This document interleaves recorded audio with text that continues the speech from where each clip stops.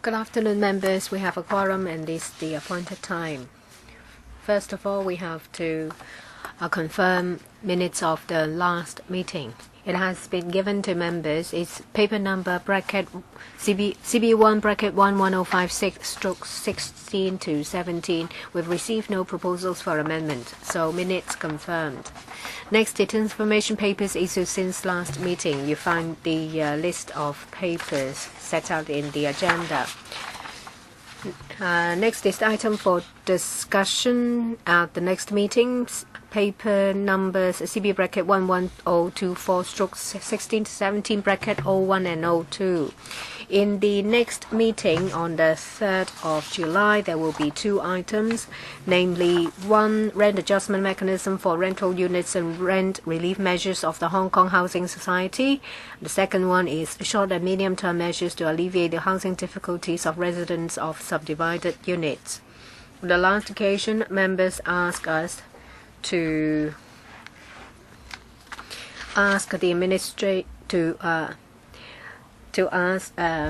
ask us to have a public hearing on short and medium-term measures to alleviate housing difficulties of residents of subdivided units.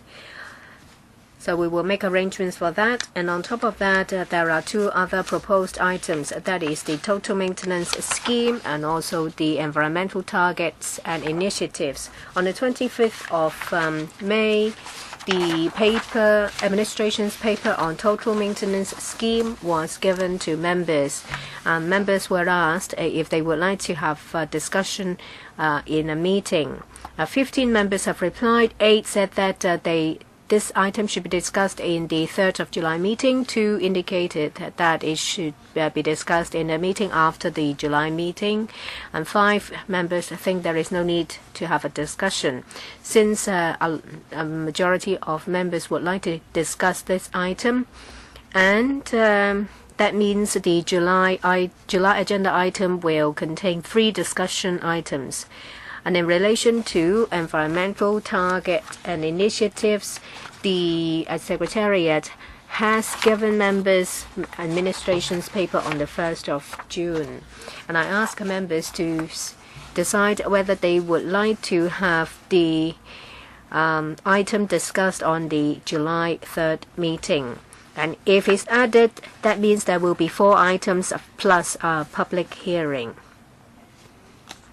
So we'll see how many members would like to discuss this item in the July 3rd meeting and how many deputations and individuals will come in the public hearing. So there is a chance that the July 3rd meeting might be extended like the one today till 7 p.m. And if we would like to talk about the environmental targets and initiatives, then we will need to make arrangements for this and the total maintenance scheme to be discussed in the meeting after the 3rd of July. The Secretariat has given us a tentative date, which is the 11th of July, 4:30 in the afternoon. But that depends on how many members would like to discuss the environmental targets and initiative item, and also how many deputations and individuals would like to come for the public hearing. Any other views? No? Thank you. Next. Yes, Mr. James Toh. I myself and Mr. Andrew Wen have submitted a letter to you. The research division of the Secretariat has done a study about sales of overseas property in Hong Kong, and they have pointed out that there are inadequacies. So it is an area that requires reform. There are lots of people with grievances. So I'm not going to ask for public hearing.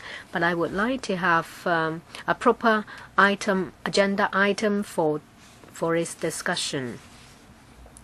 And we would also like to ask the Secretariat's research division to present their report, and for us to see whether anything can be done. We have actually sent a letter to the administration. We're still awaiting their reply. I agree that this has to be followed up and has to be discussed. So I'll include it in the list of outstanding items or list of follow-up actions for the next legislative year to deal with. If there are no other views, we will start item 4.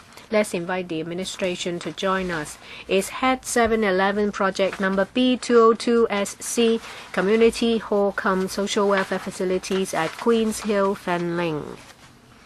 You'll find the list of papers on the agenda.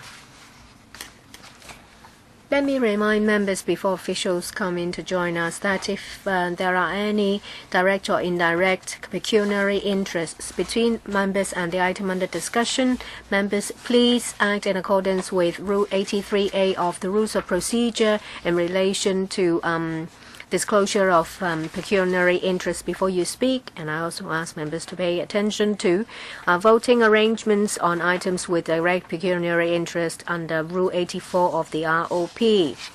I'm going to dispense with the introduction because you'll find the attendance list in front of you. Shall we first hear from the Deputy Director? You have a PowerPoint presentation? Yes. I'd like to ask for your help.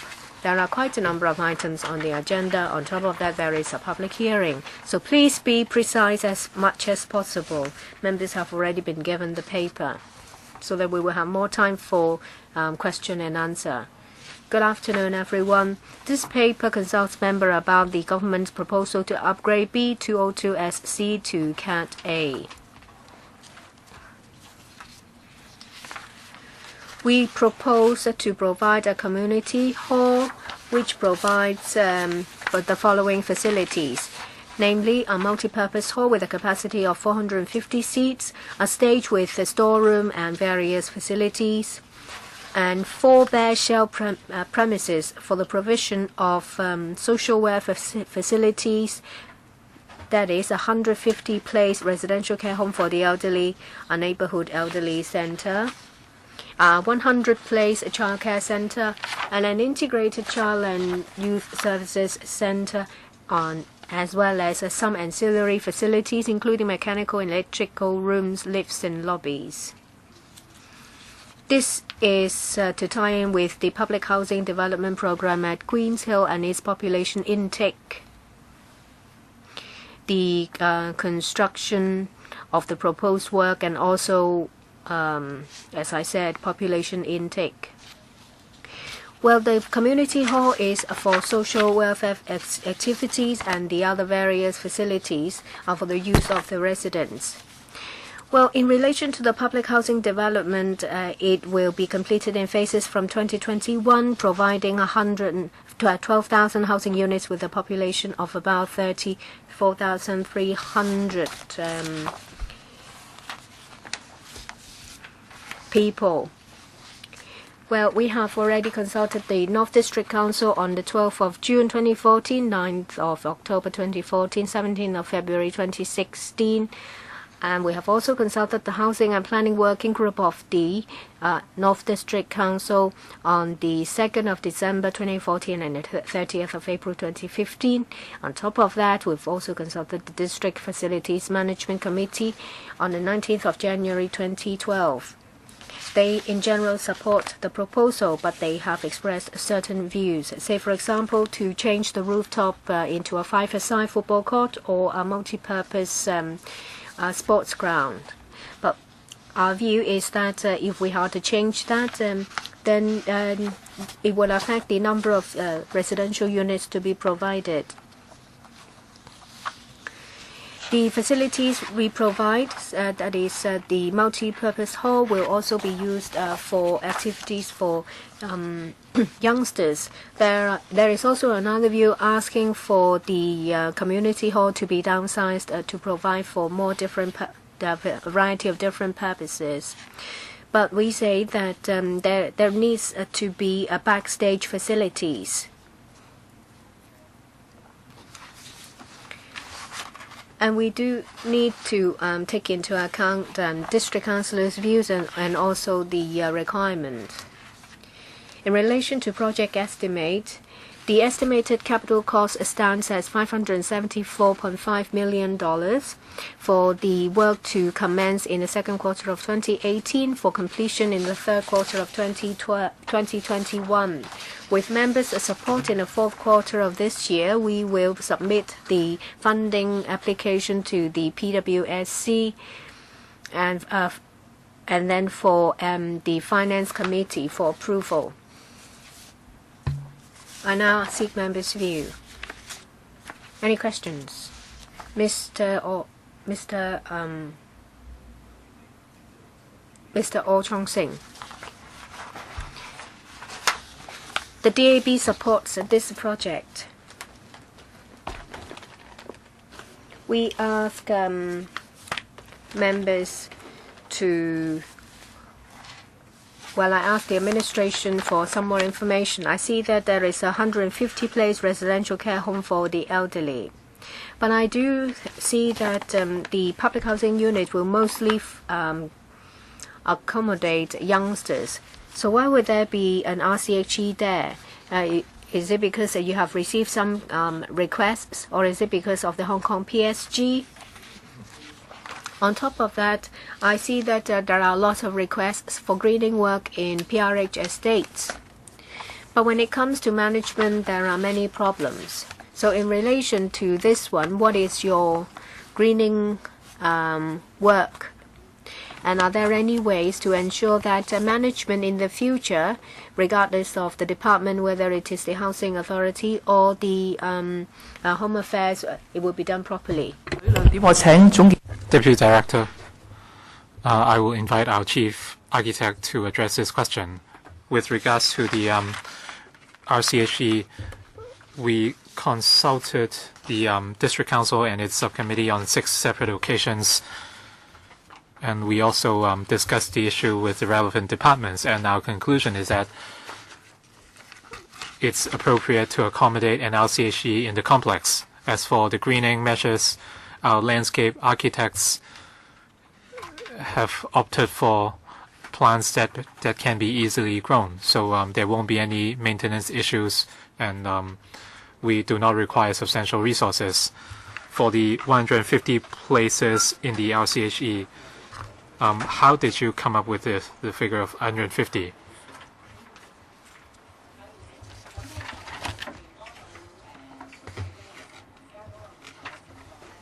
Ms. Peng, the waiting time for RCHE across Hong Kong is very long. We have more than 30,000 applicants. That's why we would try to identify sites all over Hong Kong for RCHEs. I'm not against building RCHEs, but my question was, how did you come up with the number of 150? If you ask me, I would expect more than 150. As you said, the waiting time for RCHEs is very long. So how did you come up with 150? Why not 170 or 80? Ms. Peng? When we calculated the number of places, we had to consider the service needs for other services at the same location. The benefit of having 150 places is that we have enough space to accommodate 150 people. So hopefully that would make it easier for the operator, and that way we can also streamline the procedures in establishing the standards. Chairman, I hope the department can study whether there's any room to further raise the number of places. So as I said, the waiting time for RCHEs is very, very long. So hopefully we can offer more than 150 places. So hopefully the department can study the feasibility. Ms. Peng, in other places at North District, we have other facilities to accommodate RCHEs. Any further questions from members? Mr. Uchiwai. Thank you.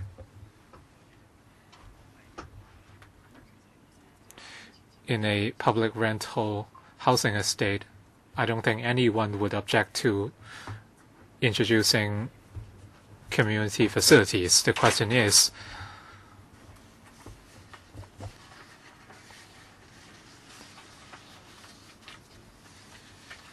have we exhausted all GIC or non-domestic space at this Queen's Hill site in providing for community facilities? As we know,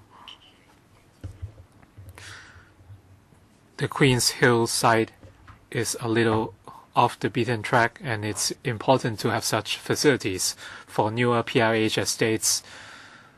Unlike older estates, well, in the past, the estates used to have a lot of space downstairs or outside, so we should try to provide more space to meet development needs or community needs.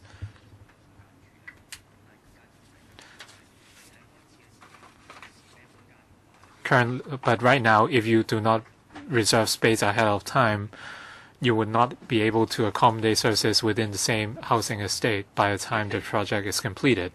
So has the government allocated any space or reserved any space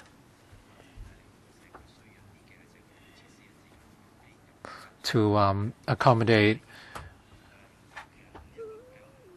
community facilities in the future?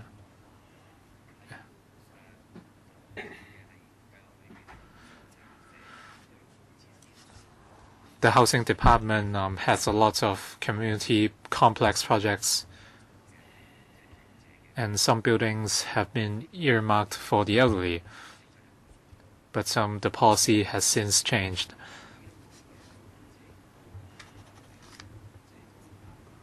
For these sites which used to be earmarked for the elderly, would you offer these sites to NGOs so that they can build elderly complexes in order to tackle the shortage for places of RCHEs? Thank you very much for your suggestion. In terms of facilities, we are making the best use of our land resources. Apart from this social welfare facility, there are other facilities in the Queen's Hill site. So perhaps I can invite Mr. Chiu to give more. I agree that you have other facilities.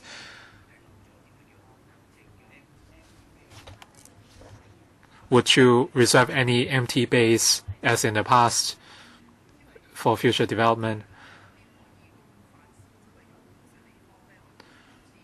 If there's space which can be developed, they would be developed into social welfare facilities. So we would try to make the best use of the space.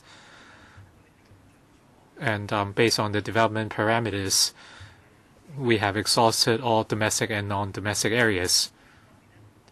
In terms of reinstated space, I think this is not what he meant. For older PRH estates, the first few floors might be for the elderly, but you have no such policy anymore. So I think he was talking about reverting to the old policy of reserving the first floors of a building for the elderly. I mean, the first few floors could be given to NGOs to operate elderly spaces. If the design permits, that's what we would do. So we would look at the situation at different land lots and buildings, and there could be some flexibility. It's just that we did not have such plans for this project. At Area 28 of Tuen Mun, there are such arrangements. It really depends on the land lot. So it really depends on the development and design. Mr. Chiu, can you talk about the facilities? Well, I'll give you 20 seconds. The current developments have exhausted the plot ratio of this lot.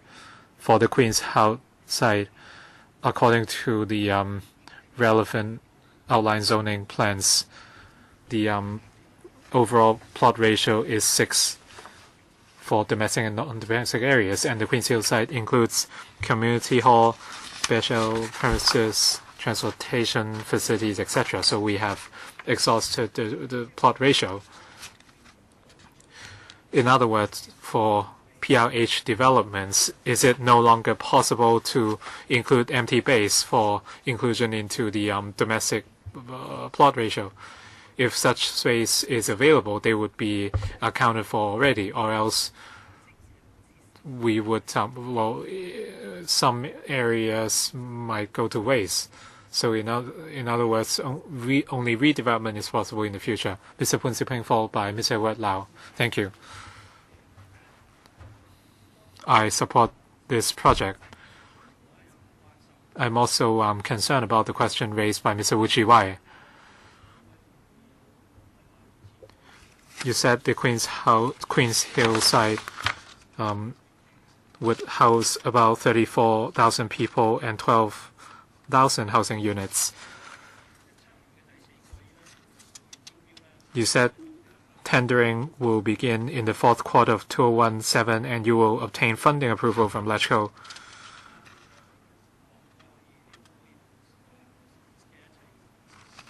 And the project is expected to complete by 2021.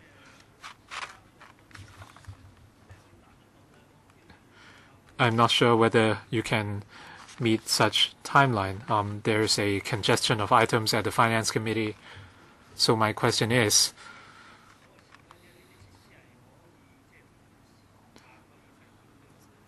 by the time of moving in, you can provide all these facilities and services. And to follow up on Mr. Wu Chi-wai's question, the expected population is 34,000, and have you actually considered the service needs in your facilities? Is there any scope for further expanding the services? Deputy Director, the applicant population is about 34,000. So the facilities are based on this population and the district population. So perhaps Ms. Pang would have something to add. In terms of social welfare facilities, we have considered the needs of the population in the district as well as the new intake. For territory-wide services, we would also look at the entire service need of Hong Kong. What about the construction timeline?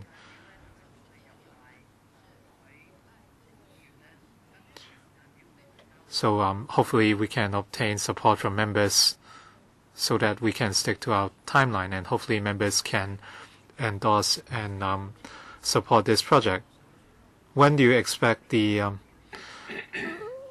project to be approved by LegCo? Our expectation is end of this year. We will submit this project to the PWSC and Finance Committee. So in other words, you can meet your timeline if this project is passed by the PWSC and FC by the end of this year.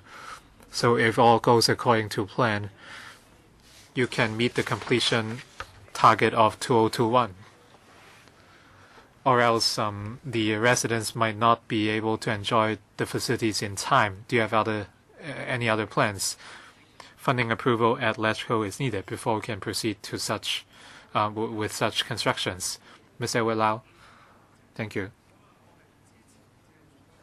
I support this project.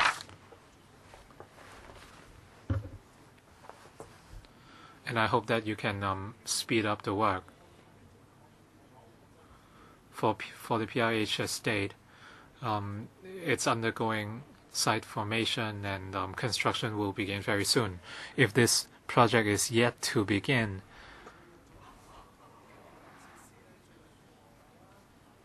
I'm rather concerned that facilities like schools and social welfare facilities won't be completed in time. I have a suggestion, much like what other members have said. For these social community facilities like community halls, very often they have 5 to 6 stories. But as you all know, these facilities fill up easily. For the Queen's Hill site, today we know that there would be PRH as well as subsidized or HOS estate, and there is still some space left. This might only be the first phase of the program, and there might be a second or third phase. It might not be under the ambit of the housing department, but there will be extra population intake in the future. If you look at the current standards, they might be adequate, but would you consider adding 1 or 2 floors for backup purposes?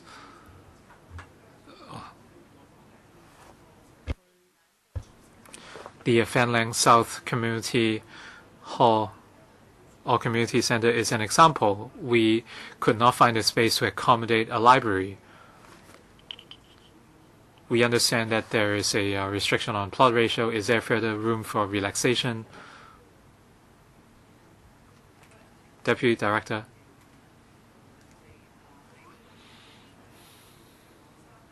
During the development, well, phase 1 of Queen's Hill would be PRH estate, but phases 2 and 3 would not be public housing. There would be private housing and an international school. And we are yet to come up with a timeline. So the site formation and piling works are ongoing at phase 1, but we have yet to begin work at the phase 2 and 3 sites. But the first phase would be adequate to accommodate the extra population intake. With further developments in the future, other land lots might be developed. This is exactly my point of concern. Sometimes the government is rather short-sighted.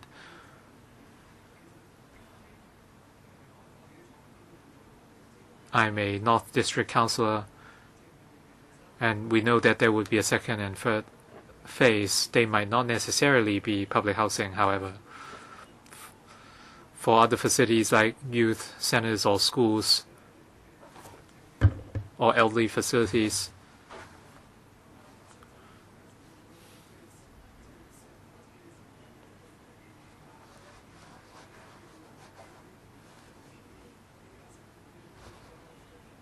I think you should leave some room for future development, but we understand that the timeline is tight. So I just want to offer my view, and I want to go on record. So because I don't want to be blamed for a lack of future facilities. Any other questions from members? Mr. Uchi, why? Well, I will go first for the first round. I have a question for Ms. Peng. We all know that the queue line for places is very long. You are planning for 150 places, but we are looking for more. You talked about streamlining procedures. What did you actually mean? Does it mean that by having 150 places, you could avoid hassles with procedures, etc.? When we design every kind of service, we would also look at the demand for other services, and we would try to put the plot ratio into the best use. In terms of RCHEs, all our facilities actually have a list of specifications on the sizes and uses of each facilities, as well as the number of places. That's why there's no need for separate planning. And we are able to design our care homes based on the standards. Did you ever plan for any RCHEs with 200 places? Yes, we have, but they are rather rare in recent years. We would have to look at the plot ratio available.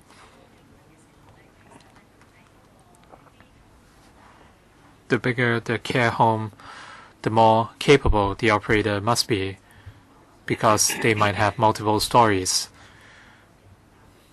In other words, you only have RCHEs with a capacity of 150, 200, etc.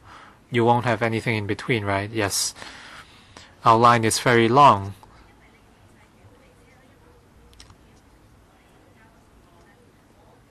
If your table only allows 150 places but not 160 or 170, that's rather strange. Why don't you have smaller increments than 50? We have to recalculate everything. So why don't you do your calculations ahead of time? This is about the procedures, but our practice is that if a site allows for more than 150, we might introduce more facilities. For example, daycare units to be attached to the LCHE. I will talk to Mr. Siu-kin on that, and he can discuss it at his subcommittee. So it's different to have increments of 10 or 20 compared with 50. We have dozens of thousands of people waiting, so an extra 10 or 20 places would be very helpful. Or else next time, well, we will have to wait a long time before anything can be done. So perhaps we would delegate to Mr. Siu-kin's subcommittee. If your table puts a limit on the number of places, then it would be rather strange because we cannot maximize the use of the site. The 150 planning has maximized the use of the site. We need to consider what services we can provide and maximize the land use. It's just that we are trying to seek the most streamlined procedure. After Mr. Wu Jiwai, I'll end this item. Well, I said just now, the HA is not providing for empty bays in the future. Demographics do change. So I want to ask, in this community hall, will you accommodate the load bearing to build an extra 1 or 2 floors? Because if there's a need in the future, you can add 1 or 2 stories.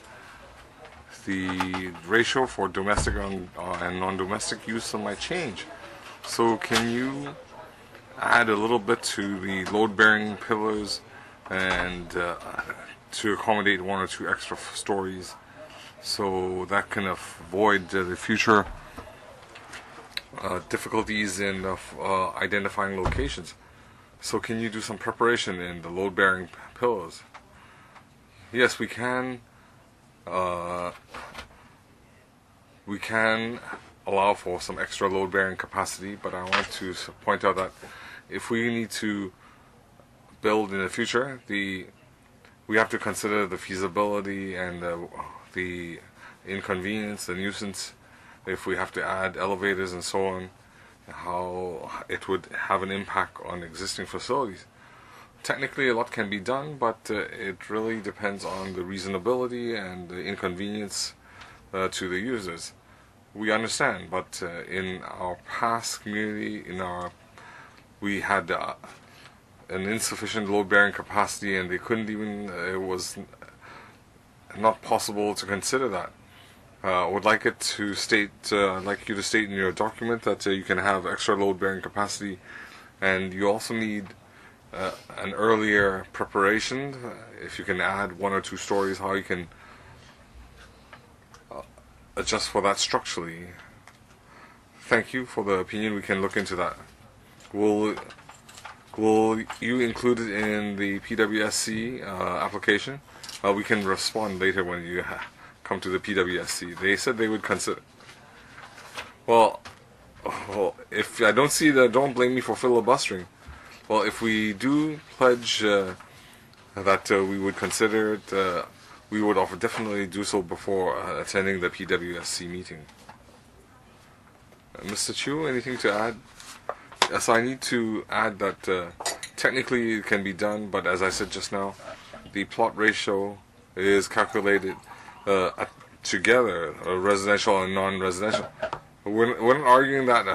We're just saying that in the future the plot ratio might change, and you can add.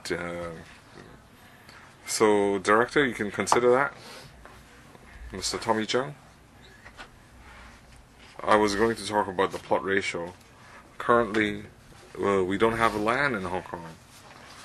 The elderly, not just in Queens Hill, but a couple of years ago, we were talking about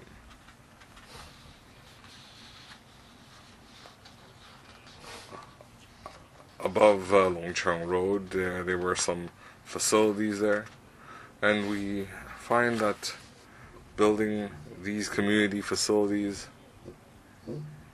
I understand that the public, it's very popular amongst the public, but residential, there's a deficiency for residential care home for the elderly.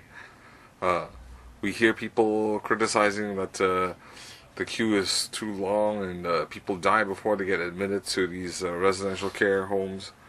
And now we have a site for 100 beds, and just now we heard about plot ratio, and with you guys was saying that the plot ratio could change. Well, I want to, have you really used all your plot ratio and you can build and you can have 150 beds?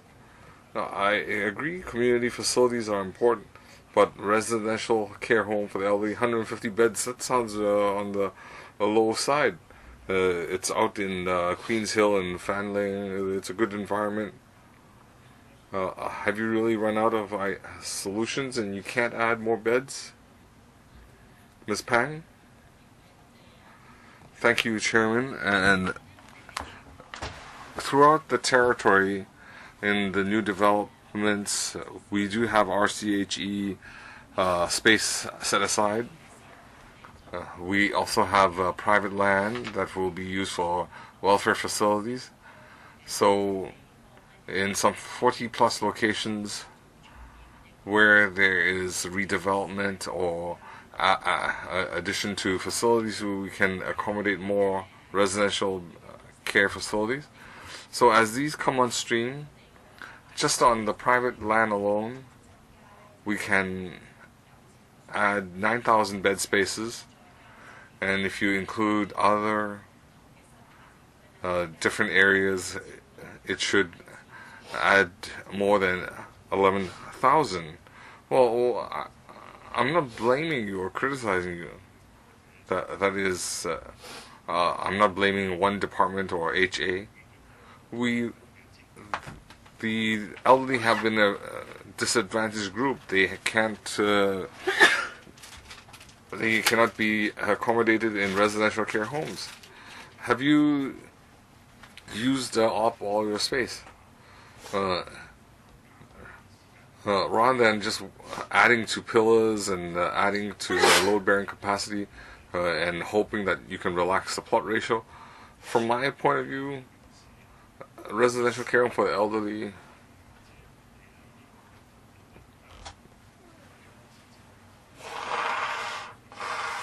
we shouldn't just be paying lip service, such as how we need to treat them well. Well,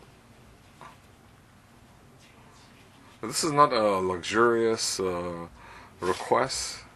Have we really maximized the plot ratio to squeeze an extra bed? You did say that there are going to be more bed spaces, but our population is aging, and this should be on top priority of your agenda. We don't know whether you have maximized your plot ratio. So I'll respond. The Queens Hill development, it has an approved non-residential residential ratio of 6 times. So if we want to increase the area of one area, well, then we have to reduce the number of residential units to increase the area. We have already done our best, and Thank you, Mr. Chung.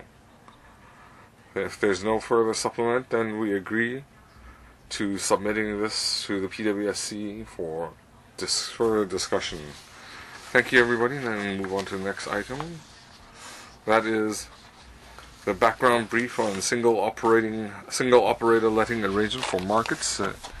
We already have the documents tabled.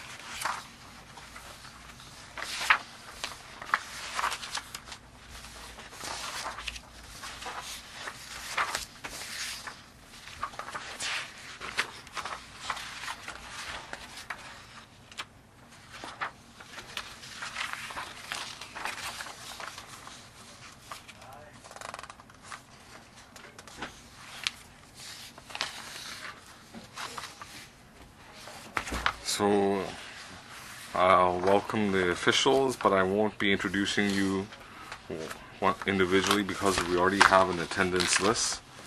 So who's going to take us through the PowerPoint? Please be brief. Chairman and members.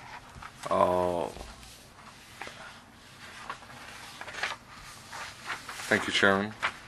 Members, recently, regarding the government, housing authority, and the private market, there has been a lot of discussion regarding the provision of market space.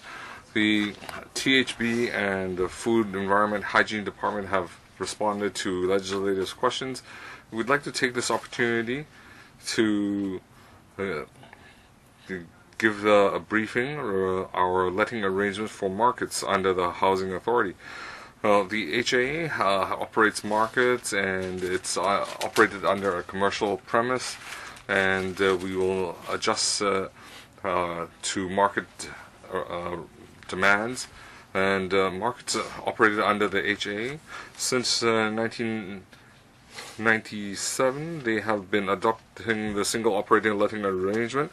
So in order to have the single operating arrangement to work smoothly, it has been reviewed regularly, and we also strengthen our management to ensure that the operators do meet the letting requirements.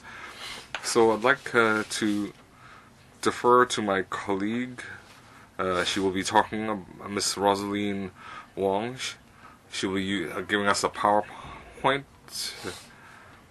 So regarding the HA letting arrangements, I'll give you a short introduction. Well, the background is that the HA provides a public rental housing for low-income families, and we also provide other facilities to serve residents. And currently, the HA operates some 230,000 square meters of facilities, including 22 markets. So in the single operating market, since 1988, the HA has been adopting the SOM. So this SOM, it's a tenant and owner relationship.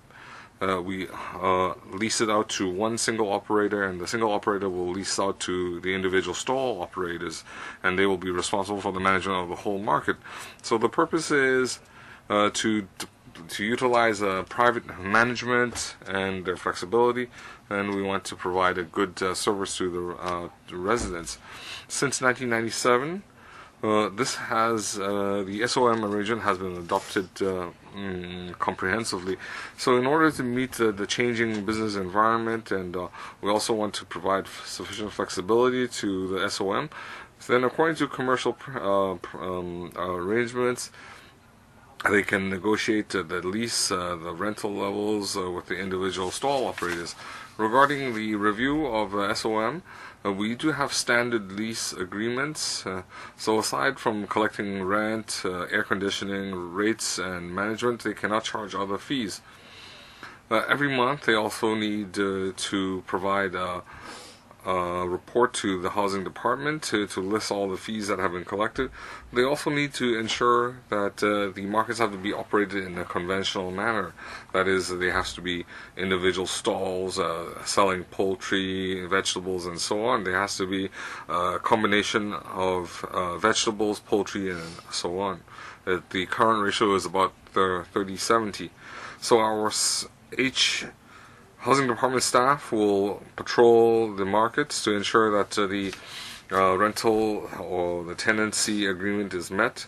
So we will also assess the SOM performance on a regular basis. We will communicate with stakeholders such as the EMACs to ensure the smooth operation of the markets. So the above management facilities can balance the need for commercial operations and residents' consumer needs. The HA will regularly monitor the SOM rental agreement, the lease agreement, and will step up its monitoring if needed. So we now invite members, and we do have a hearing, deputation, meeting with deputations. We don't want to interfere with the deputation hearing, so we need to have some time control. So first we have the Vice Chairman. Thank you, Director. Just looking at the document, it sounds perfect, but usually there is a discrepancy between ideals and reality. We see a lot of district groups and even operators where the HA manage, where they outsource it to operator. A lot of problems arise, and one is in point 4 of your slide, you have to set constraints on the tenancy agreement. You have fees, and but then in reality, and also visit it in person, we see that there are no leases, and they might not have even reported the lease. They might have just loaned out the stall, and they charge them a separate fee, and they they might charge cleaning fees and other miscellaneous fees, such as promotion. So whether there is a lease or not, a lot of times these are not complied with. They might stipulate it has to close at 10 and they have to do cleaning. But recently we've seen a reshuffling of these arrangements. So this harassment is not fair to operators. In your PowerPoint, you said that there is monitoring, but how do you monitor? In your point 5, you say you have colleagues conducting patrols, but visual inspection isn't reliable. How frequent is it? And if you identify the issues that I mentioned, what penalties do you have for these SOMs? Deputy Director, thank you for the question. Let me first talk about our regulatory framework. As Vice Chairman said just now, we stipulate that they can only charge certain fees. For example, air conditioning and rates. It cannot be higher than the actual amount. For the management fee can only be in line with census and statistics, the nominal rate, and they cannot adjust this more than once a year. They also have to provide a report every month, and they need to list all the fees and the fees paid. We need to audit that to ensure the stall operators' interests are being protected. Regarding the regulatory regime, we do have an overall performance assessment. Our frontline staff will visit markets. Aside from that, in order to ensure the operators are complying with the lease arrangements, every 2 months we have an assessment. In the grading exercise, we will consider the EMACs, the district councils, and we'll also consult with the residents. So through grading, we encourage the stall operators and other stakeholders. They have to maintain communication. So in reality, the stall operators, whether they can manage the market, this is something the HA will consider whether it is time to renew the contract. So if there are breaches, if we identify that, we will issue a warning. If the warning is not heeded, so before the contract has ended, we can terminate the contract. We do have some members, Siu-kin, Liang Yuzhong, Pun Xiuping, Jiang Chongtai, and Lao Xiulai, and all Chongsing. As I said just now, at 4:15, we have a deputation hearing. We need to start on time. So I will control a time, and you'll have to stop when time's up. So if there's insufficient time, you can follow up during the deputation hearing. Okay? Siu-kin. Well, there is a movie that has a quote saying that can everything be outsourced? Now, regarding HA outsourcing market management, I am dissatisfied. When you outsource everything, then why do we need the housing department? But regarding your outsourcing, I do have some specific questions. The HA says that when they outsource, the housing department will consider the stall operators. They have to be registered in the stall operator list. When they assess these proposals, it's not the one with that offers the highest bid. They have to take into account past performance and the proposed rent. It's a combination of factors. And on the list, there are 9 contractors. There is one in particular that is quite problematic. Under this company, there are over 500 stores selling fresh meat, and the directors of this company also are directors of a number of suppliers. And a few years ago, there was the Leung estate.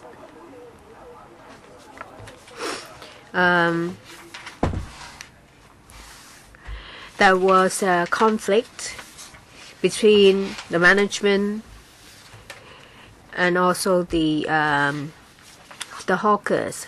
So I would like to know about this scoring system, taking into account a number of factors.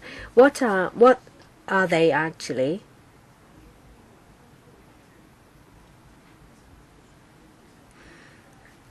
Well, if the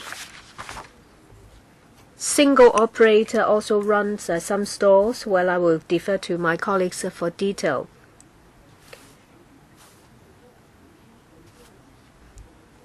We would like to provide a quality service, providing various options.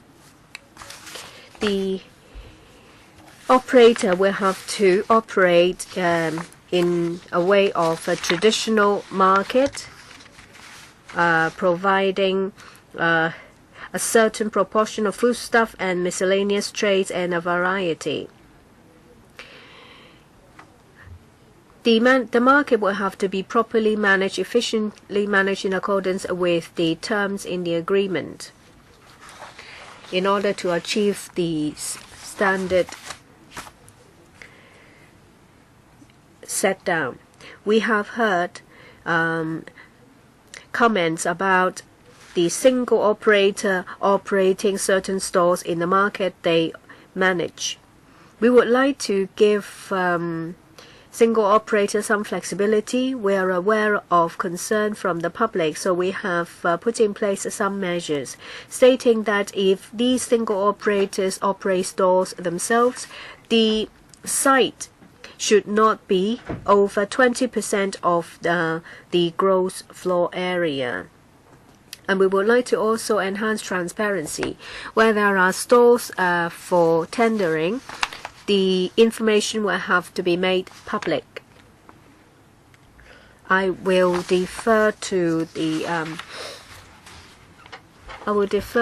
Assistant Director for further information about the scoring system. Sorry, your time's up. Mr. Leung Yiu-chung, to be followed by Mr. Poon Siu-ping.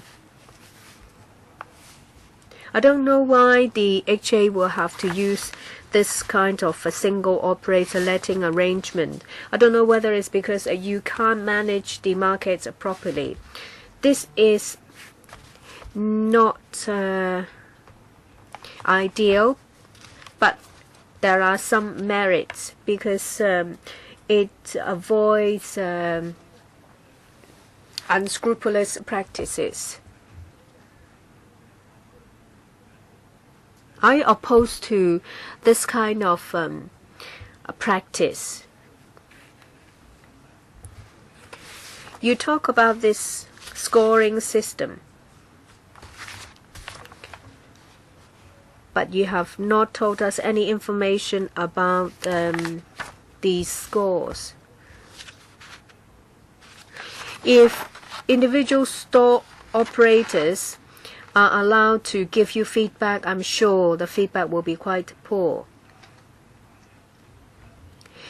The single operator may offer cheap rent to certain preferred stores so that they can sell their produce at a cheaper price. So this is not healthy competition. Can you give me some information about problems encountered in public markets because of this kind of management? Well, in relation to the single operator letting arrangement, let me give you some more information.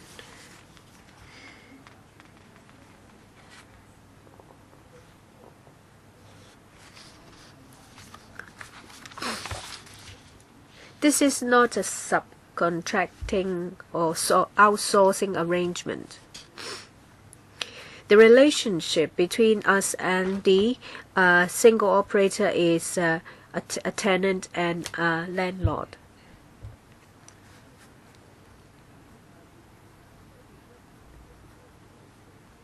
We would like to make use of this single operator letting arrangement to leverage on the management and expertise of the private sector to provide a better service for residents, and for visitors as well.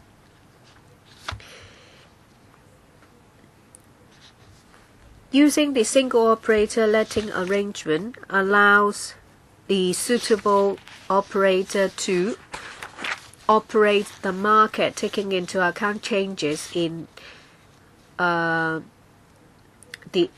overall market. As we have said, we have put in place some monitoring and supervisory arrangements. We take into account the actual operation of the operator and also needs of residents. There may be views saying that it would be better for the housing department to manage public markets ourselves. We have looked into the situation and we do think that the single operator arrangement is better. In relation to scoring, as we have said that we have a scoring system in place. There are a number of items. We would attach scores to the performance of the operator. We will also take into account the views of individual store operators. Mr. Poon Siu-ping, there are 22 public markets under the housing authority. most of the users will be grassroots. And if you let a private company to run it, of course they would want to make a profit. The deputy director talked about flexibility. And I would like to ask some questions. The scoring system. Your frontline officers will conduct inspections. Do they score the single operator? And you just told us about the proportion 7:3, that is a food to sundry items or groceries. Where do you draw the line? Is it the same for all 22 markets? Well, we find in the information note from the Secretariat. In Singapore, these markets are run on a non-profit making basis. Social enterprises run these stores. Would you take into consideration such an approach so that there will be an additional arrangement?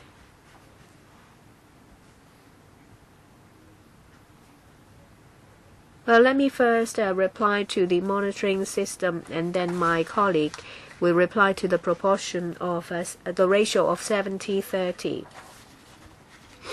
We conduct an overall assessment to monitor the quality of the single operator. As I've said, that our officers will conduct regular inspections to make sure that all the terms are complied with and the management quality is maintained. Once every 2 months, there will be an assessment.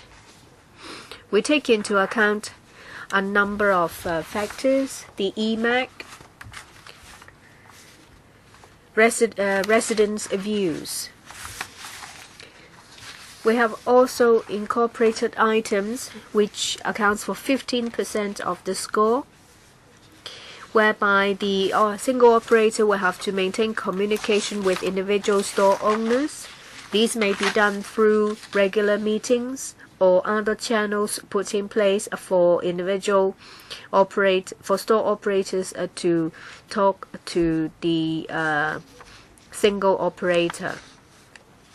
If there are inquiries, they can be directed to the property management company or our office. We do think that the current monitoring system is effective, and I will defer to my colleague about the ratio of 7:3.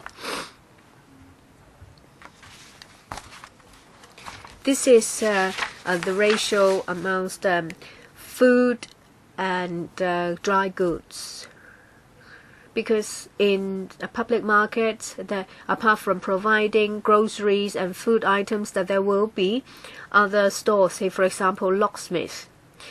We want these markets to run in a traditional way. That's why more of the stores will be run as stores supplying foodstuff, 70%, whereas others, say for example plumbing, locksmith, or newspaper agents, it will be 30%. This is actually a result of the experience we have accumulated. Thank you. Dr. Cheung Chung Tai, to be followed by Ms. Lau Siu Lai. I think what the administration has said is a complete departure of reality. How can this single operator letting arrangement be effective? Well, 5 of the 6 are in anti-West. Lei Mok Shu, well, apart from a few of them, they are all in anti-West. And some of the single operators simply quit.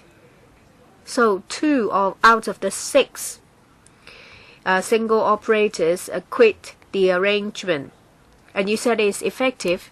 Ting Long and Hong Fuk were closed in 2016, one at the beginning of the year, the other at the end of the year, and you still say that this is an effective arrangement. And then Lei Mok Tin Yan, Siu-kin, you said they are lackluster, and you say that they are run properly. You know how lackluster businesses are in Siu-kin, Tin Yan, and Lei Mok Shu. I think you think we are children. 2 of the 6 markets operators have quit, and 3 of them are on the brink of dying. So we're talking about 1/3 of the markets being closed. Thank you. Earlier on, 2 markets have seen the tenancy agreement terminated. In one case, well, the operator defaulted. That's why the agreement was terminated. That was Qinglong Public Market. Within a very short time, we let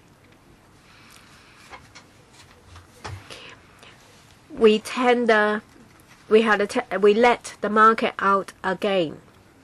For the other one, there was difficulty in operation.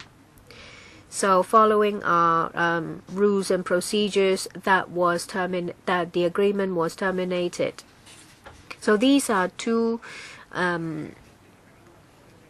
standalone incidents. But do you understand? 2 out of 6.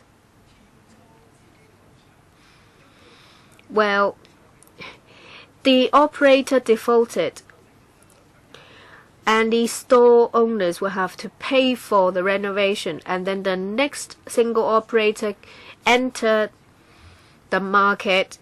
These store owners will have to pay renovation fees again. For the other one, well, that single operator failed to operate properly. Have you penalized that single operator? And that operator operate other markets under Ling Rit as well? So it seems that the single operator can get away scot-free. It's impossible for you to arrive at the conclusion that this approach is effective. You only have to go to the 6 markets to find out what happened. How can you say that this approach is effective? It's simply because some stores are still operating? Let me try to reply to Dr. Chen. We have explained. For the 2 public markets, there are respective reasons. And it's nothing to do with the overall operation under the single operator letting arrangement.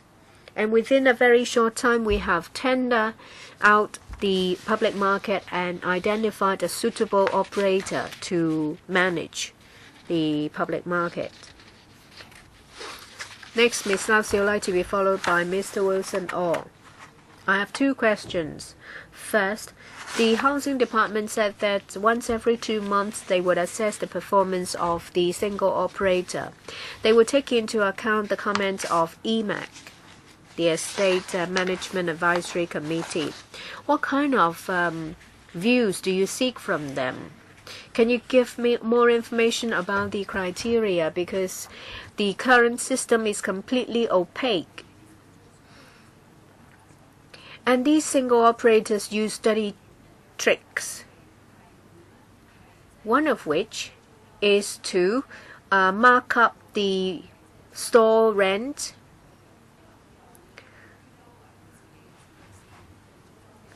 whereas for other stores run by the subsidiary, the rents are very low.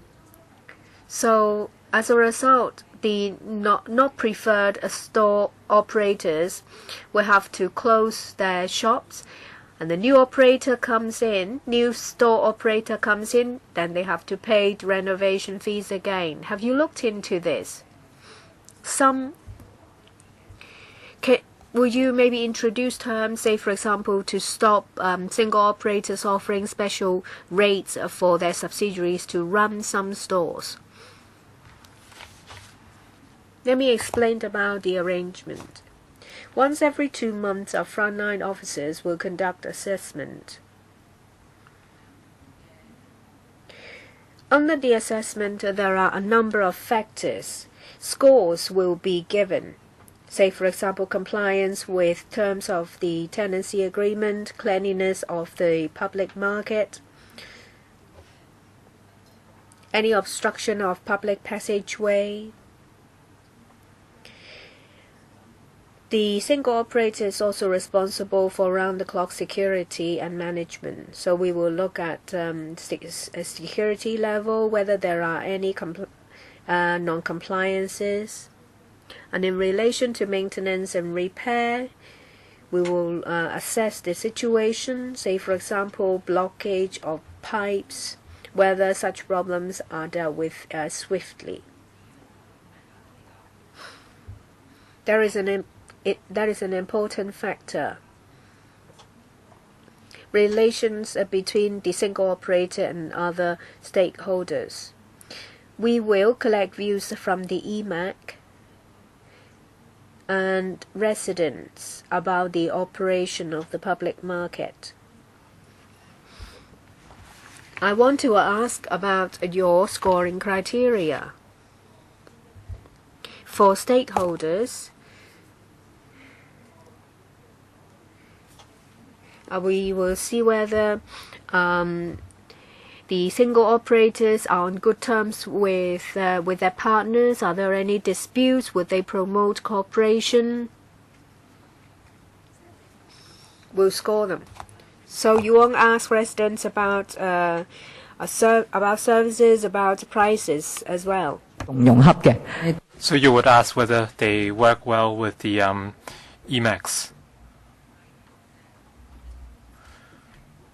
That is only one of the considerations, the relationship with stakeholders. We would certainly consult residents as well. Can you give us a written answer on what you would ask of the operators? All right, second question was,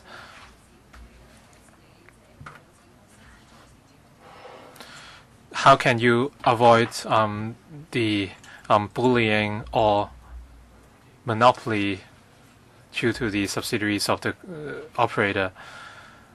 The housing department started letting out markets in the 1990s. The government said the policy on letting out markets in housing estates has been smooth, and I don't quite agree. There are a lot of issues with monitoring these markets after they are let out. For example, the rental arrangements and the arrangements after markets are closed down, etc. This is a problem with monitoring single operator markets, and there's a lack of a clear mechanism on the penalties. I'd like the government to address a few issues. First of all, when choosing the operator, apart from going for the highest bid, what are the other criteria? For Qinglong or Hong Fuk market, they have been returned due to different reasons or failure to pay rent, and they were let out again. But the original operator managed to win the tender again. So does it mean there's a loophole in your system, and how can you plug these holes? For Hong Fuk market, the public is generally dissatisfied with your proceedings. So are you going to review the penalties? In 2002, the government conducted a review, and I'd like to know the the rental prices of goods at single operator markets as well as the customer satisfaction rates, etc. So I'd also like to have a comparison with markets managed by the housing department. How could you gauge whether operators are providing quality and affordable services and goods?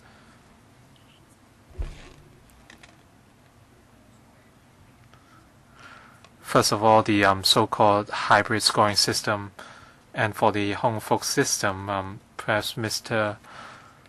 Wong, Chief Manager, can talk about the tendering process. First of all, the hybrid scoring system.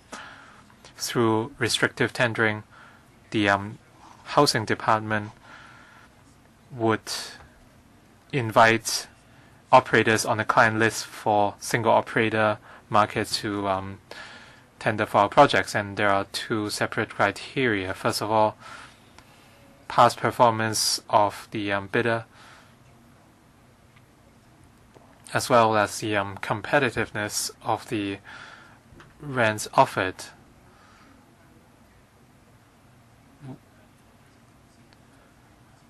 We would consider granting the tender to the candidate with the highest aggregate score. And both parts carry, or both criteria carry 50%, and we would only consider granting the tender to the operator with the highest aggregate score. Perhaps Mr. Wong can talk about Hong Fook market. Your time's up. I will allow you to address that later. Mr. Michael Look, followed by Mr. Nathan Law. Thank you, Chairman.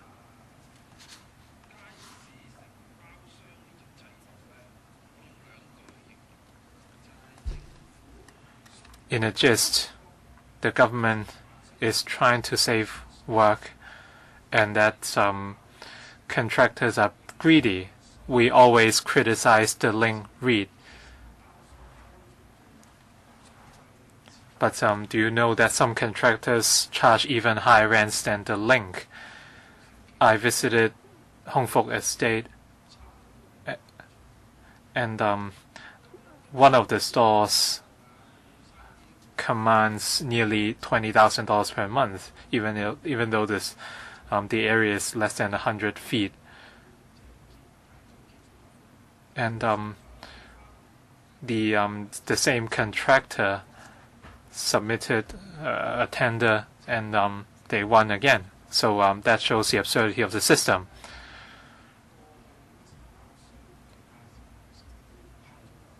On the whole, we can see that these single operator markets charge high rents, and the prices of products are also high. So what would be the best solution?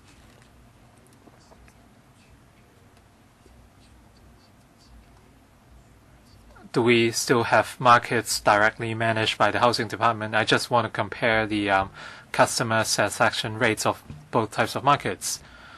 And would housing department markets charge lower rents and offer cheaper commodities? At the end of the day, we have to talk about the function and role of housing department markets. They should not be profitable projects by the HD, but instead basic provisions for the residents. If you run these markets on a commercial principle or for the benefit of convenience, then of course businessmen would not charge cheap rents. At the end, the residents would suffer, and they have to pay more for their groceries, and choices would also be limited. I think this is in conflict with the original role planned by the housing department in their markets. So you should abolish this unreasonable arrangement, and the markets should be directly managed by the government and housing department, and that reasonable rents should be established.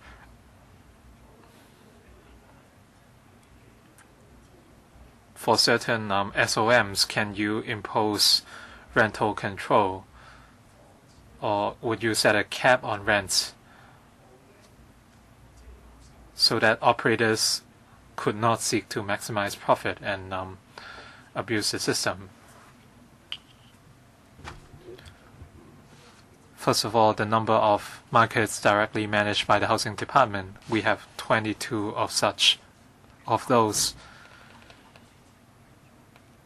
In 16 of the markets, the stalls are directly granted by the housing department, and these 16 markets are generally located in older buildings.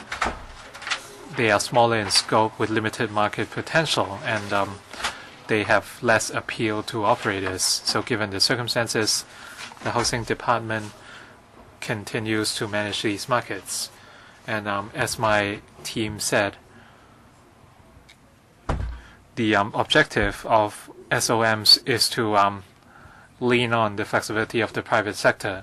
Mr. Nathan LAW, followed by Dr. Fernando Chung. All right, Dr. Fernando Chung, followed by myself. Chairman.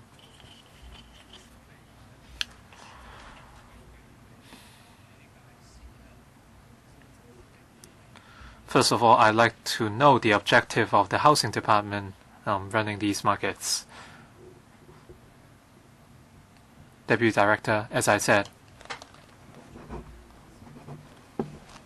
the letting out of markets aims to provide more services and choice to our consumers. So under our standard terms, there are various restrictions, and the operator must operate markets, must operate traditional markets, provide diversified products, etc. All right.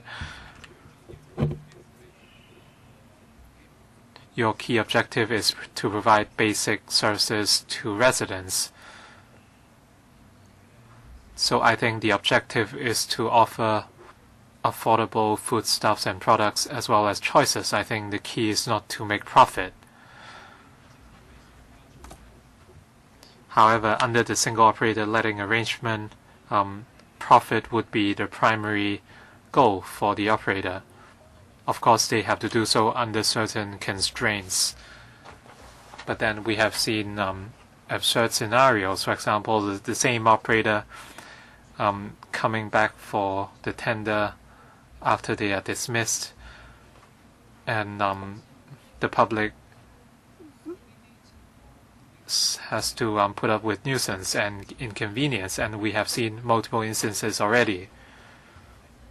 So should we abolish the single operator arrangement, and instead you should let out the stalls to store operators directly.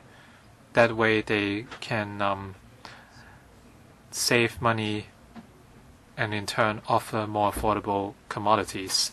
Deputy Director. Thank you. As I said,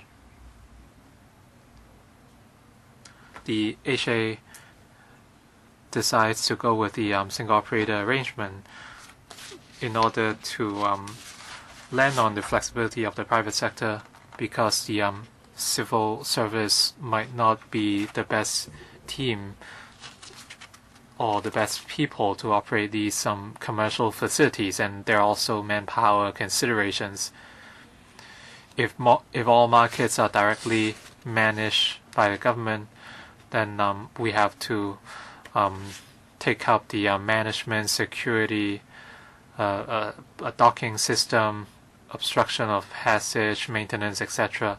We need substantial manpower to take care of all these, and because of these reasons, DHA has reviewed the system on multiple occasions. And as recent as March, the Housing Authority reviewed the single operator letting arrangement once again. And they have considered different factors, and the HA has implemented measures to protect the stall operators, etc. Well, I think there's no need for him to read from his speech. So the objective is not about flexibility or profit making.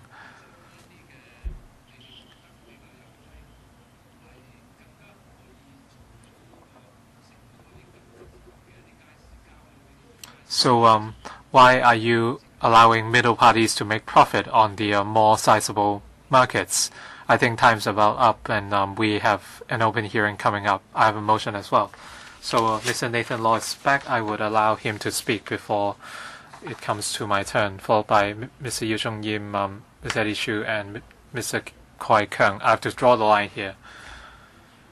After that, I will deal with motions moved without notice by 4 members. So we hope housing panel members can come back so that we won't have to ring the bell, and then we can save some time. The first session of the open hearing might be pushed back by 15 minutes, and I apologize for that. Mr. Nathan LAW, followed by myself. Thank you. My apologies because I was involved at another meeting. If I'm repeating what others have said, please enlighten me. First of all, the government has been saying that the system is working and that you will review every 2 months.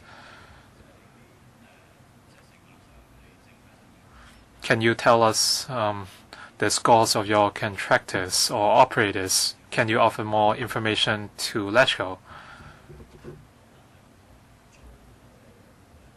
I think the studies conducted by the government might be somewhat different from the studies conducted by NGOs or operators. I'd like to know the justifications for having a single operator letting arrangement. And in terms of the management, performance, and rents, what weights do they carry under your scoring system? Mr. Lee, in terms of rents, as I've said, we want to give enough flexibility to single operators. We would allow operators to charge commercial rents. When you decide who to grant the contract to, what are the weights of such elements? So this is also about the hybrid scoring system. It's 50-50. Thank you.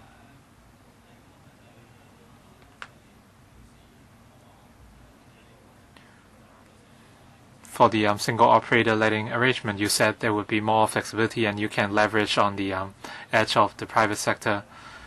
This so-called flexibility means that the operator can leave if they are underperforming and the public and government have to suffer. One example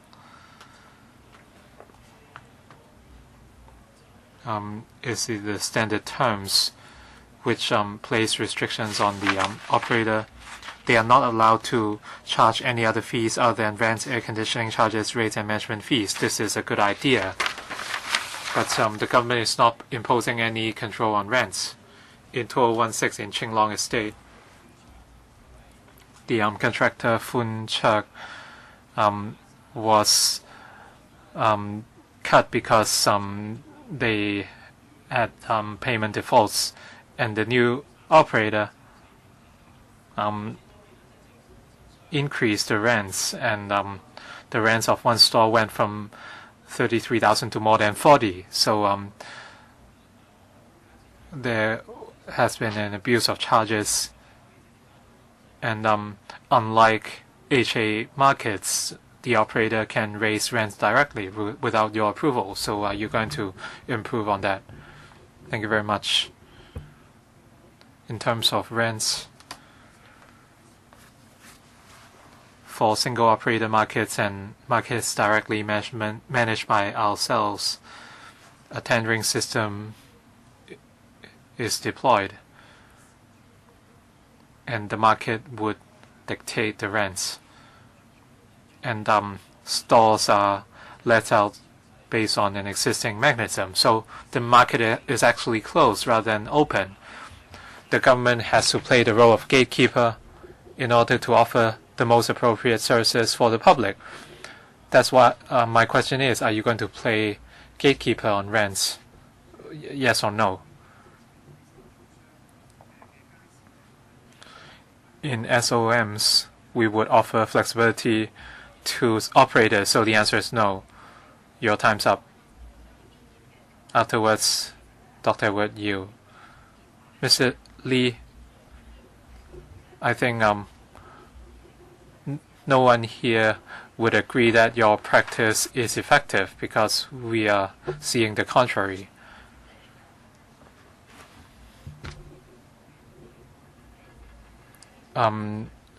Your team said that the civil service might not be the right people to manage the markets. I just want to point out that you don't actually need professionals to manage the market. You do not need to, calculate the number of stalls selling pork, the number of stalls selling beef, etc. We are just asking for one thing, and that is we want cheap rents and a cheap operating environment. With an affordable operating environment, our store operators would know what to do. At Ngao Kok Lower Estate, did you ask anyone to manage the shopping center? Right now, the market is blooming, and as long as you have cheap rent, then the operators would know what to do, and that way the public can enjoy cheap commodities. But the markets that you manage, do we have the same reminiscence? No, it's because they're expensive. We've met in Siu-kin, and they said that it costs 60,000 a month for a 200 square foot pharmacy. So I don't think you want to see operators, they have to work 12 hours a day and then they still need a second job to pay rent, and then you say that this has been effective.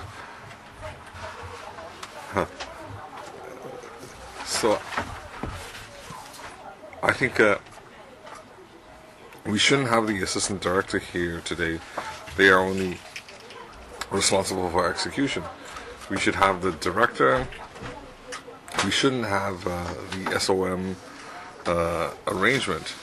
We are just giving the deputy director a hard time, a difficult time, because he's responsible for execution only. And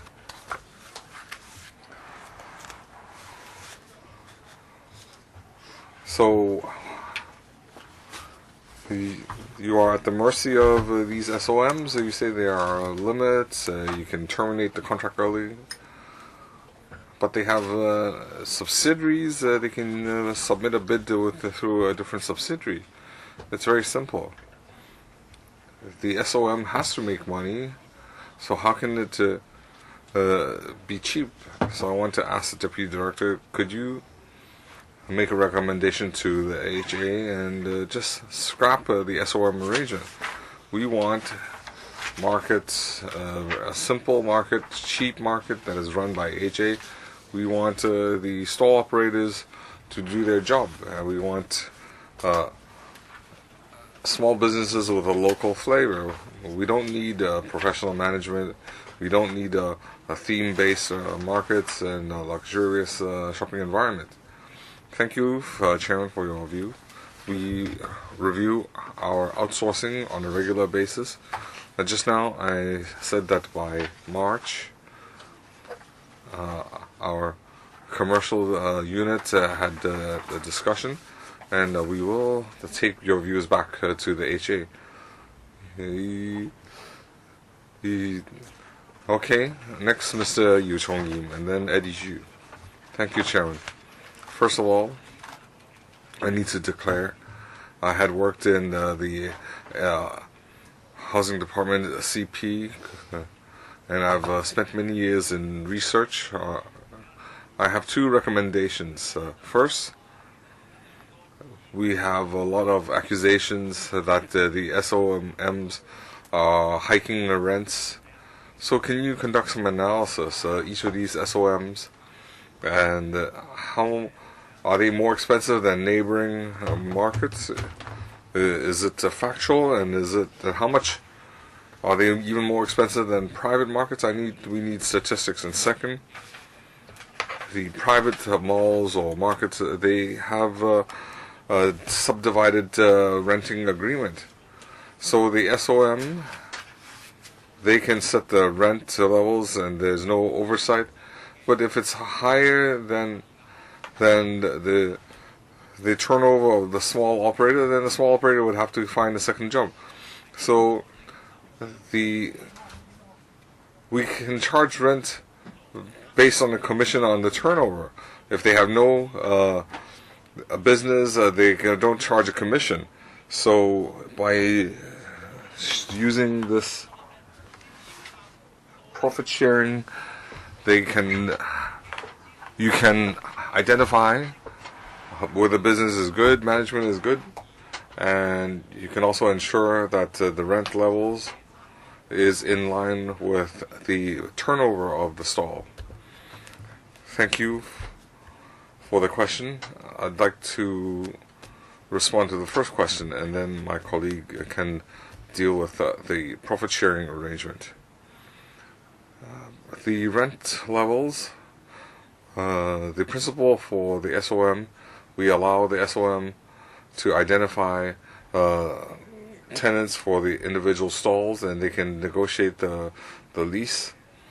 So these stalls, they don't have a contract with the HA, so it's not appropriate for us to intervene into the agreement between the individual stall operator and the SOM, but we can share some views.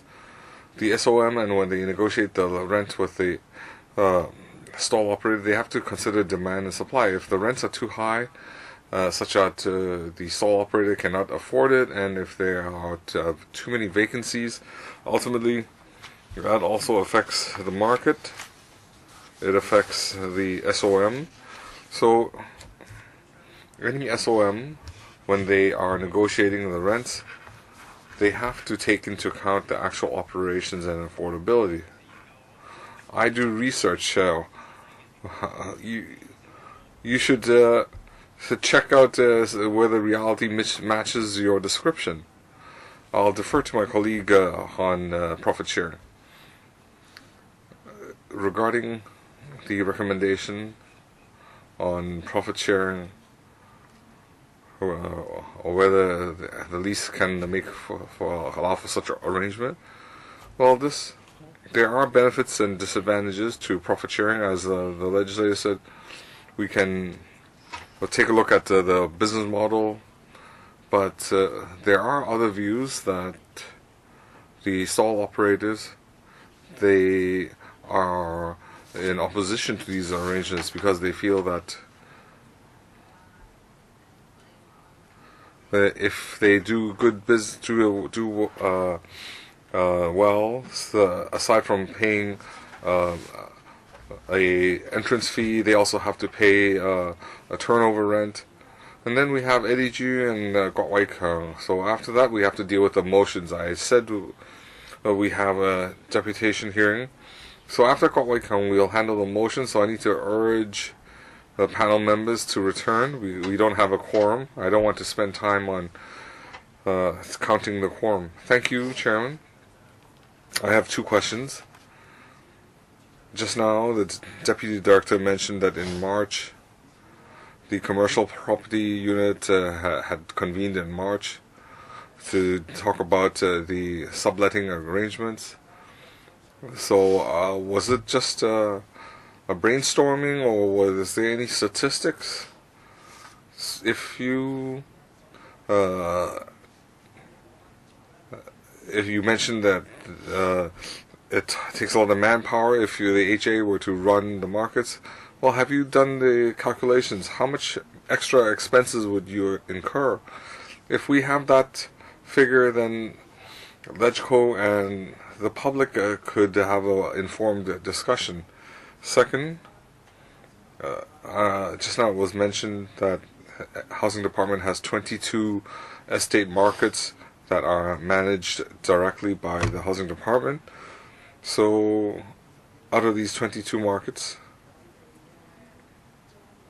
their lease and rental levels, is there any control? That is, the existing stall operators, do they have priority when renewing the lease, and is there any control on the rent increase? Deputy Director, thank you for the question. I'll deal with the rent levels. Just now we mentioned that we have 22 markets, and aside from 6 being SOM, the other 16 we have the direct lease with the stall operators. In the stall, we offer the stalls through tender. We don't have a ceiling or percentage when they renew the lease. When we renew the lease, we have to look at the market rents and the tender, and we set a rental level. Does that mean? Does the Deputy Director mean that the stall operator has priority in renewing the contract? That is, they cannot be evicted. Regarding renewing of lease, the tenant, they cannot have breached our regulations under the demerit system. They cannot have, they cannot accumulate demerits, and the tenant, if they want to renew the lease, we do negotiate the lease. So these 16 HA directly managed markets indicate that the current HA does have a practicing mechanism where the stall operators, they have more safeguards in terms of the rental levels and renewing of lease. So why can't you implement that in other markets? Just now, Chairman mentioned that they want cheap markets. Well, it's not. We don't necessarily need it to be cheap. It has to be stable. That is, the lease has to be stable. I can continue to do business, and my rent increase is not arbitrary, because when I submit a tender, I do have some cost structures in mind. We now have a last speaker, Mr. Kwun-chung. We still need one person for a full quorum, and let's hope that Mr. Fernando Chung can return. Kwun-chung. Thank you, Chairman. Now, even though the official paper says that the SOM has flexibility or it has cost control measures, but our colleagues have mentioned that the estate markets, it's to provide the PRH tenants an opportunity to purchase cheap commodities. And I want to mention, we also want to help small businesses where they can make a living. So both the sides need to be promoted, but this SOM is denying these operators entry because they have raised the threshold for entering these markets. So regarding the SOM, put simply, it's you're allowing these SOMs, you are allowing them to abuse their position. They've already made management fees, and you also allow them to interfere. Where they see a profit or an opportunity, they can manage their stall themselves. They can drive away their competitors. So these problems are existing. It's visible. And the housing department has so many markets, it has so many years of experience, and they're telling us that they cannot manage it. They have to surrender to the operators. That is a disgrace. How can our government ensure that our public can purchase goods at a reasonable price? The government is saying they can't do it and is outsourcing it. Well, all of this talk about flexibility is just lip service. You just don't want to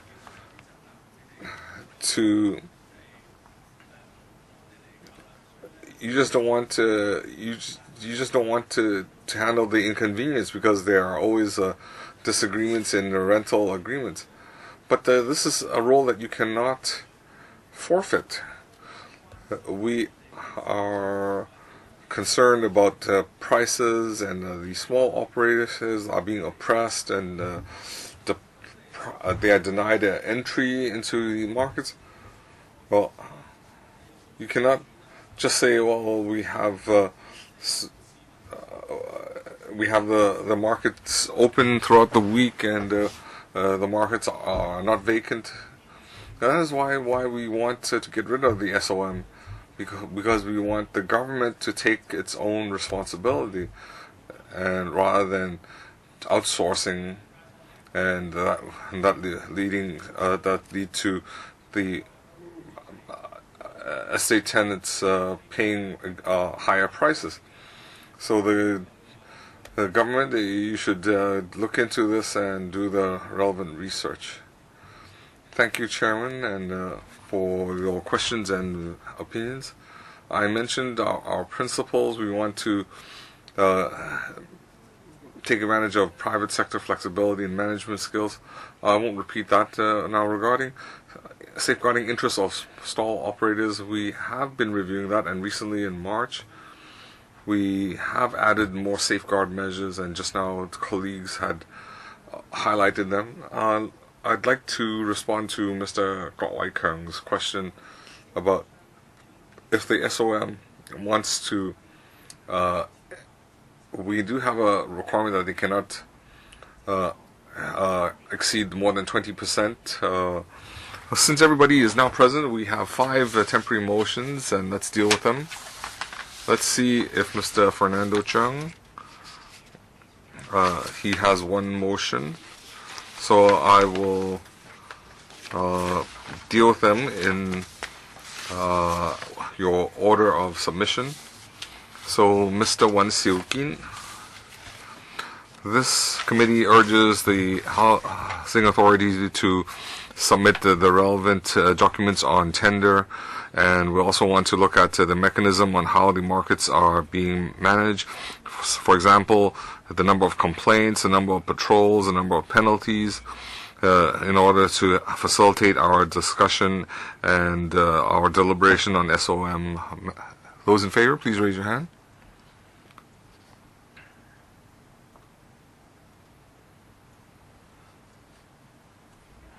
(11-4). Those who object, abstentions.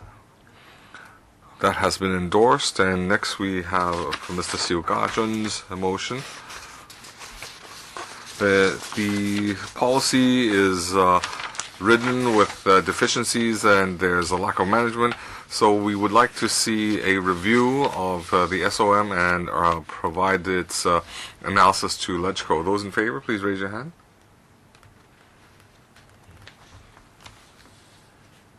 (11 in favor). Those who object, abstentions. Only 1. That has been endorsed. Next we have Mr. Lokjong Hong. Since 1988, the housing department has been. Are you reading? Have you? You said 1988. It's 1988. You can. Since 1988, the HD has been using an SOM to lease its market spaces, and there have been numerous problems. The rent has been expensive. There's been a lack of management, and the tenants are bearing high prices. So we urge the scrapping of the SOM, and it should be managed directly by the housing department. Those in favor, please raise your hand.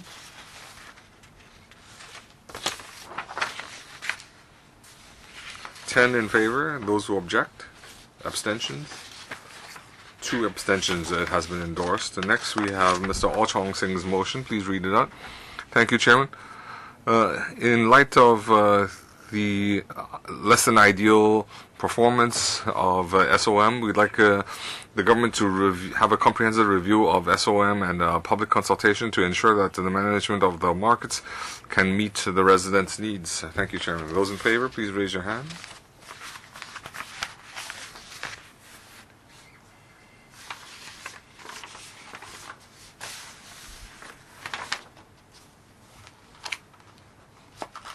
Ten in favor. Those who object, abstentions. 3 abstentions. It has been endorsed. Mr. Fernando Chung, please read your. In light of that, 6 markets managed by SOMs, 2 have withdrawn from the market. It had led to a lot of inconvenience and complaints. This committee feels that the housing department, the housing authority, should manage these markets directly, and it should be on a non-profit basis to make it more convenient for the tenants. And we need to have cheap consumer goods available for tenants. Are those in favor?